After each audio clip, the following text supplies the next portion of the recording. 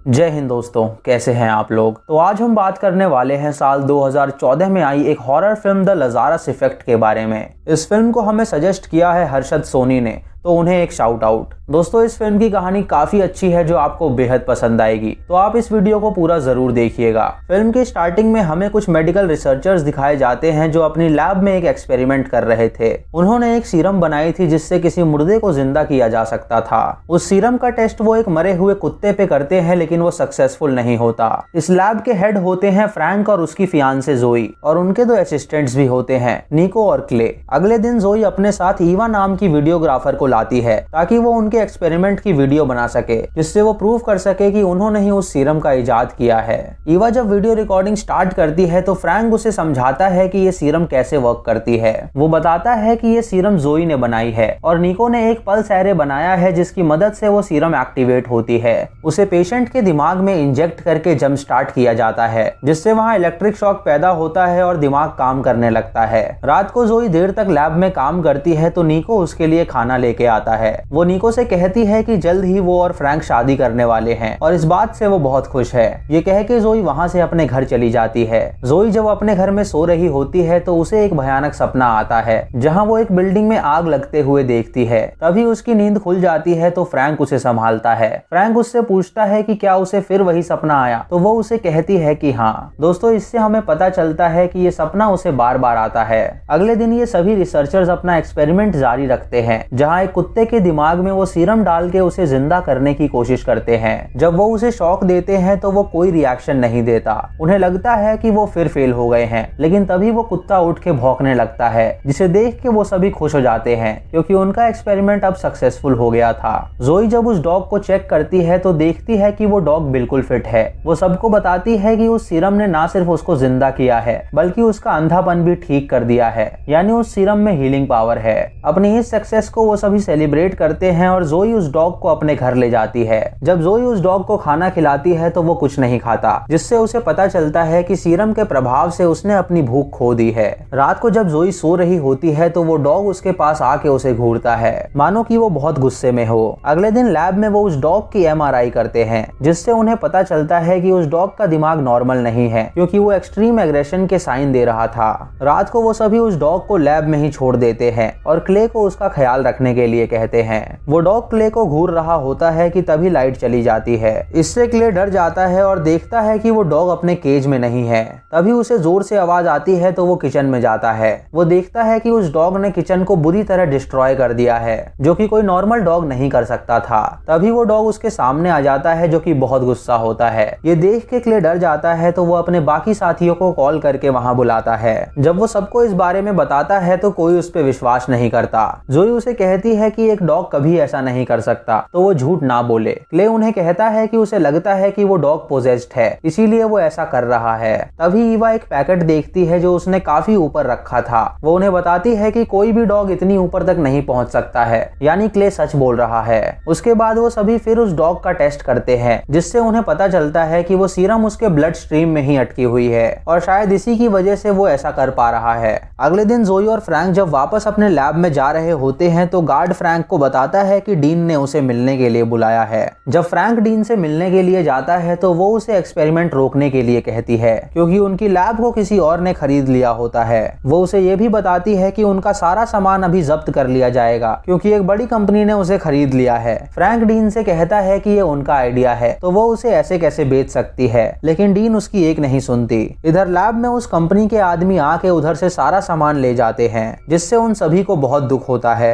क्योंकि उन सभी के 3 साल की मेहनत एक झटके में ही चली जाती है। तभी फ्रैंक उन्हें कहता है कि वो कंपनी कल से उनका लैब लेगी, तो अभी उनके पास एक रात है। वो उस एक्सपेरिमेंट को डुप्लीकेट करेंगे और उसकी वीडियो को पोस्ट कर देंगे, जिससे सबको पता चल सकेगा कि वो सीरम उन्होंने बनाई है। रात को वो सभी चुपके से लेबोरेटरी में जाते हैं और जोई के पास उस सीरम का थोड़ा सा सैंपल बचा होता है, जिससे वो डुप्लीकेट एक्सपेरिमेंट करने वाले होते हैं। वो एक मरे हुए कुत्ते पे वो टेस्ट करते हैं, लेकिन जैसे ही जोई स्विच पुल करती है वैसे ही उसे करंट लग जाता है जिससे उसकी मौत हो जाती है। ये देख के फ्रैंक रोने लगता है और जोई को पंप करके उसे जिंदा करने की कोशिश करता है, लेकिन वो जिंदा नहीं होती। तभी फ्रैंक देखता है कि जोई उनकी सगाई की रिंग निकालना भूल गई थी, जिसकी वजह से उसे शॉक लगा और वो मर गई। फ्रैंक जोई से बहुत प्यार करता था और वो उसे वापस लाना चाहता था, इसीलिए वो फैसला करता है कि वो उस सीरम की मदद से उसे वापस लाएगा। ये सुन के बाकी सभी इस बात का विरोध करते हैं, लेकिन बाद में वो सभी फ्रैंक का साथ देते हैं, क्योंकि उसके पास यही एक तरीका था जोई को वापस लाने का।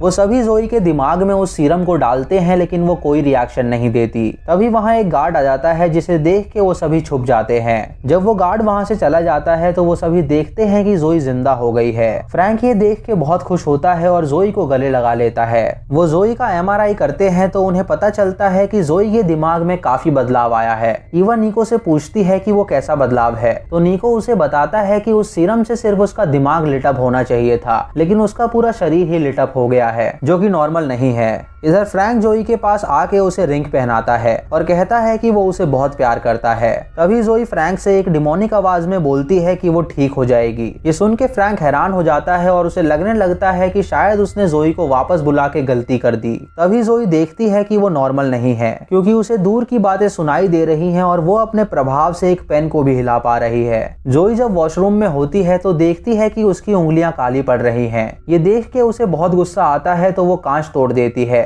और तभी उसे आईने में अपना दूसरा चेहरा नजर आता है, जो कि मुस्कुरा रहा होता है। तभी उसके पास वो डॉग आके उस पे भौंकने लगता है, तो जोई अपनी शक्तियों से उस डॉग को मार डालती है। जोई फ्रैंक के पास आके उसे बताती है कि उसे लगता है कि वो नॉर्मल नहीं है। मरने के बाद वो हेल में पहुंच गई थी, जहां उसने आग लगी हुई देखी और कई सारे लोग एक दरवाजे के पीछे थे जो चिल्ला रहे थे। ये सुन के फ्रैंक को लगता है कि जोई को आराम करना चाहिए, तो वो उसे एक इंजेक्शन दे के सुला देता है। जब ईवा जोई को कंबल देने आती है तो देखती है कि सोने के बावजूद भी जोई की आंखें हिल रही हैं। तभी जोई अपनी शक्तियों से ईवा को अपना सपना दिखाती है, जहां ईवा देखती है कि वो एक बिल्डिंग में पहुंच चुकी है जहां आग लगी हुई है। वहां एक छोटी लड़की भी है जो बहुत डरी हुई है। ईवा जब उससे पूछती है कि वो यहाँ क्या कर रही है, तो वो लड़की उसे चुप रहने के लिए कहती है। तभी ईवा के सामने एक अनजान आकृति आके उसका हाथ पकड़ लेती है और ईवा सपने से बाहर आ जाती है। तभी ईवा देखती है कि सच में उसके हाथ पे किसी के पकड़ने के निशान हैं, मानो कि वो सही में उस सपने में गई हो।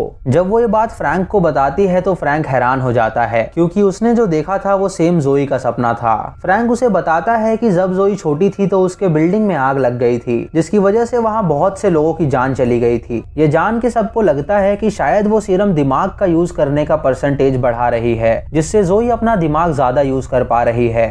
कुछ देर बाद निको जब जोई से मिलने जाता है तो जोई अजीब सा व्यवहार करती है। वो उसे जबरदस्ती किस करने की कोशिश करती है, लेकिन निको उसे मना कर देता है। ये देख के उसे बहुत गुस्सा आता है तो वो निको को अपनी शक्तियों से कबर्ड में फेंक देती है और उसके बाद उस कबर्ड को पिचका देती है, जिससे निको की मौत हो जाती है। जब क्ले, फ्रैंक और ईवा को निको नहीं मिलता तो वो सभी डर जाते हैं। क्ले फ्रैंक से कहता है कि उसे लगता है कि जोई ने ही उसे गायब किया होगा, तो फ्रैंक उसे समझाने की कोशिश करता है कि ऐसा कुछ नहीं है। तभी जोई अपनी शक्तियों से क्ले के मुंह में उसकी इलेक्ट्रिक सिगरेट डाल देती है, जिससे वो सांस नहीं ले पाता और उसकी भी मौत हो जाती है। ये देख के ईवा और फ्रैंक समझ जाते हैं कि जोई ये सब कर रही है। तभी जोई अपनी शक्तियों से उन पे सारा सामान फेंकती है, जिसकी वजह से वो दोनों जख्मी हो जाते हैं। वो दोनों जोई को रोकने का प्लान करते हैं, तो फ्रैंक जहर की सुई लेके जोई के पास जाता है और उसे बताता है कि वो उसे प्यार करता है। जोई फ्रैंक का दिमाग पढ़ लेती है और उसकी मंशा जान के उसे बहुत गुस्सा आता है। वो फ्रैंक का सर पकड़ के जोर से दबाती है, जिससे उसका सर फट जाता है और उसकी मौत हो जाती है।